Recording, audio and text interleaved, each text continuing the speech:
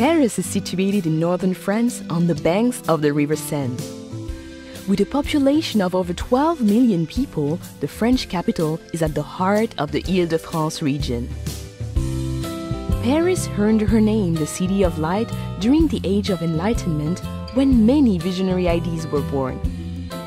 It is a light that has remained undimmed and which now attracts 42 million visitors a year, making Paris the most visited city in all the world.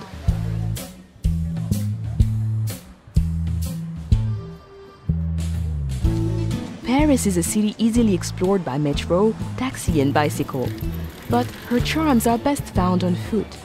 Her attractions are never far apart, and in between, well, merely walking her streets is to wander through picture postcards.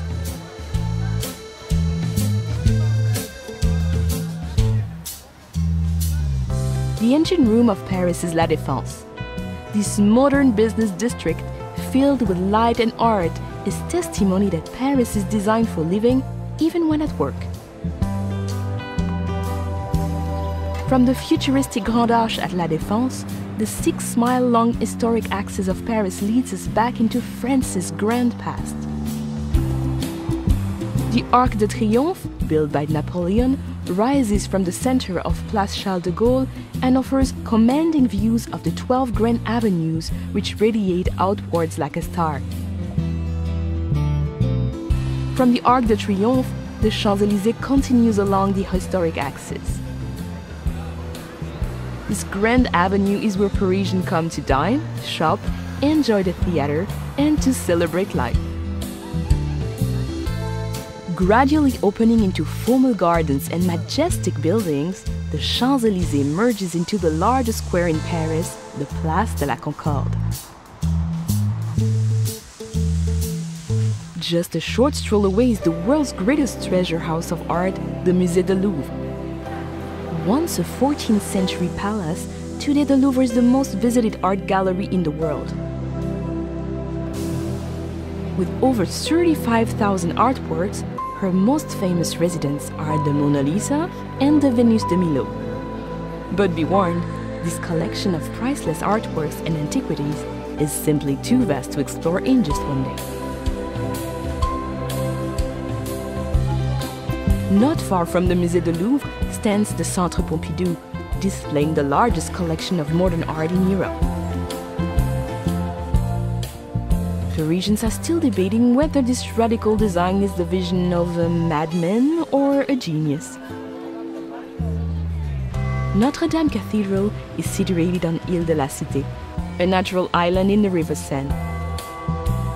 Completed in 1345, this Gothic masterpiece, with her flying buttresses and gargoyles, has played center stage to some of the defining moments of French history and literature.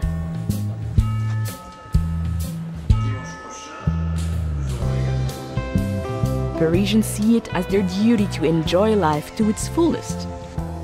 The Luxembourg Gardens, with its Grand Bassin, fruit groves, and over 100 statues and fountains, is the ideal place to grab a deck chair and play the Parisian at rest.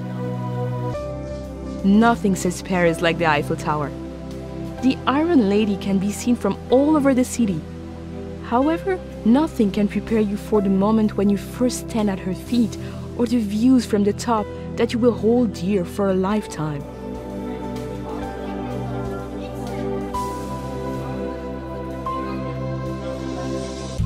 Looking north, the city rises into the hillside neighborhood of Montmartre. Once the artistic center of Paris, her twisting streets and narrow lanes were at one time the home of Picasso, Dali, and Van Gogh. They are the perfect place to lose yourself and discover those special Parisian moments. But you can never be lost for long in Montmartre. As long as you head upwards, you'll eventually come to a gleaming white crown, Sacré-Cœur Basilica. Leave the bustling city behind and step through the gates of the Cimetière du Père-Lachaise. Here, amid the quiet world of birdsong and introspection, you can pay your respects to Jim Morrison, Oscar Wilde, and some of the world's greatest minds from whom Paris is now forever home. Once a day's coach journey from central Paris, the Palace of Versailles is now an easy half-hour train ride away. This magnificent 17th century chateau welcomes everyone, from heads of state to backpackers.